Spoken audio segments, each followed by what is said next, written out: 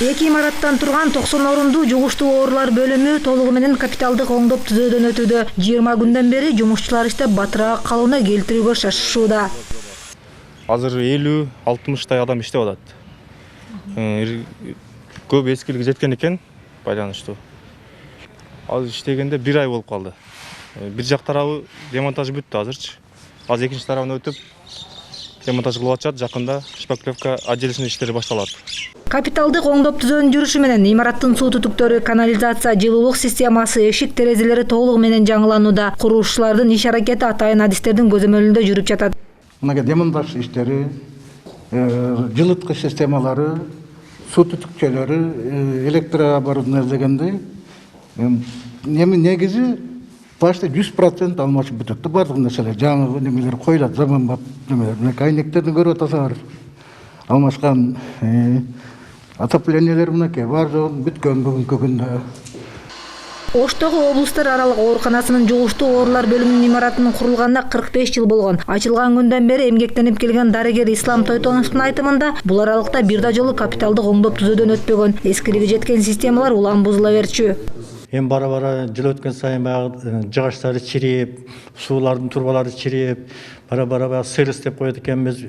Отделениянын баарын баягындай суу каптагандай болуп, баягы жаман жыт чыгып, баягы аппаратура деп коет, мына электричество деп коет, бирин сайсаң бири жок, кислород керек болуп калып атты. Ошол убакта баягы биринчи күндөрү сал кыйынчыраак болду, кийин баары коюлгандан кийин уже иштеп кетти. Бирок бөлүм баягы эскилиги жеткен билинип калды эме. Учурда 60 жумушчу тынымсыз иштеп, оңдоонун 40% аткарылды. 2 айга болжолдонгон курулуш февраль айынын соңунда пайдаланууга берилет. Тендердик баасы 18 миллион сомду түзүп, аны дүйнөлүк банк каржылады. Эми эскилиги жетип, былтыр билесиздер, пандемия убагында эл көрдү, өздөрү көзү менен, жон терisi менен сезишип көрүштү. Чындап бул жерге капиталдык ремонт муктаж болгон. Ошон үчүн азыр мына ремонт башталып, Кудай буйрса бүтөт.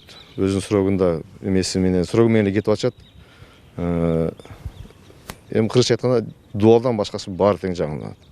Өткөн жылы пандемия башталган убакта облустар аралык оорукананын жугуштуу оорулар бөлүмү коронавируска чалдыккан бейтаптарды алгачкылардан болуп кабыл алган. Дээрлик 8 ай бою кызыл аймакка айланып, 1000ге жакын ковидке чалдыккандар дарыланып чыгарылган. Дал ошол учурда бөлүмдүн муктаждыктары байкалып, бир топ кыйынчылыктар жаралган. Мындан улам COVID-19 шашылыш чара көрүү долбоорун алкагында оңдоо иштери жүрүп жатат.